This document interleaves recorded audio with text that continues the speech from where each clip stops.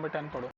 एक अम्ब्रेला है तो उसके 8 रिब्स है। रिब्स मतलब वो जैसे होता है ना, ऐसे होती है ना अम्ब्रेला, ऐसे अम्ब्रेला होती है। तो ये एक ऐसे बना लो ना, समझ रहे हो क्या आप रिब्स का मतलब क्या है? ये जैसे पार्टीशन नहीं होते, 1 2 जैसे भी, मैं ठीक से बना नहीं पा रहा हूँ। ऐसे ये ऐसे ही कुछ होते हैं ना पार्टीशन अम्ब्रेला के, फिर ऐसे जाती है अम्ब्रेला, ठीक है। तो ये ऐसे 1 2 3 4 5 और पीछे की साइड भी होंगे, तो ऐसे टोटल 8 हैं, ठीक है।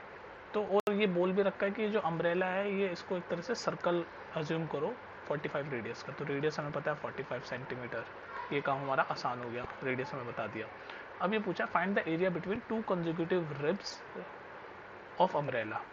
तो 8 रिब्स हैं, 1 2 3 4 5 6। तो 2 कंसेक्यूटिव रिब्स का मतलब यहाँ पर जो क्वेश्चन में जो समझने वाली बात है वो है कि 2 कंसेक्यूटिव रिब्स मतलब area of sector he find करना है हमें।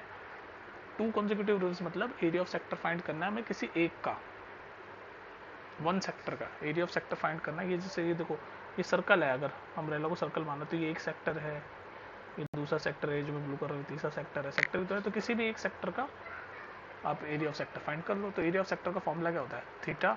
यही समझने वाली बात थी, बस ये समझ जाते ना आप ये लाइन के, find the area between 2 consecutive ribs of the umbrella. So 2 consecutive rib of an umbrella मतलब एरिया ऑफ सेक्टर फाइंड करना है किसी भी एक सेक्टर का। तो हमें फॉर्मूला पता है theta by 360 degree into pi R square. बस आर की वैल्यू भी पता है, थीटा पता लगाना है। अब ये थीटा कैसे पता लगाओगे? देखो, ये पूरा हमने बोल रखा है अम्ब्रेला को फ्लैट सर्कल।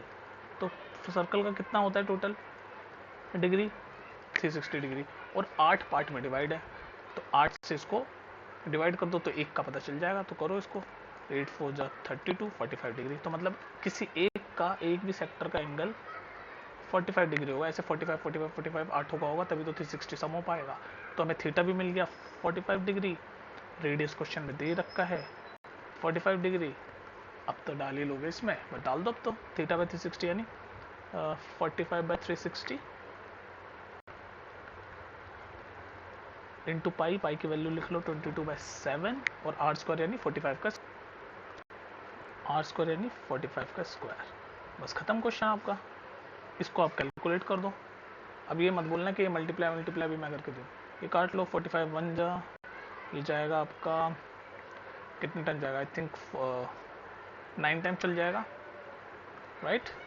सॉरी 9 टाइम्स नहीं, 8 टाइम्स चल जाएगा। तो ये 1/8, और उसके बाद तो बस इसको सॉल्व करो। जब आप इसको सॉल्व करोगे तो 45 इंटू 45 ये वाला इंटू 22, नीचे क्या बचा 8 इंटू 7, 8 इंटू 7, और जितना कट रहा है कट लो। ये जाएगा 2 4 जा, ये 11 टाइम्स। तो 45 इंटू 45 इंटू 11, नीचे 7 इंटू 4 28। तो ये इसका आंसर होगा कि हमने एरिया ऑफ सेक्टर फाइंड कर लिया। तो बेसिकली इसमें समझने वाली बात क्या थी कि ये जो लिखा हुआ था कि find the area between the 2 consecutive ribs of the umbrella, इसका मतलब ये होता है कि हमें एरिया ऑफ सेक्टर फाइंड करना है किसी भी एक का।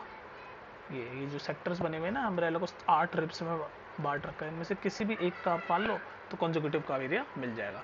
तो इसको सॉल्व कर लो।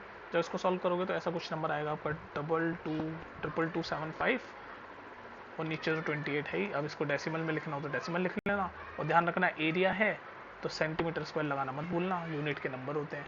चलो नेक्स्ट क्वेश्चन देख लेते हैं।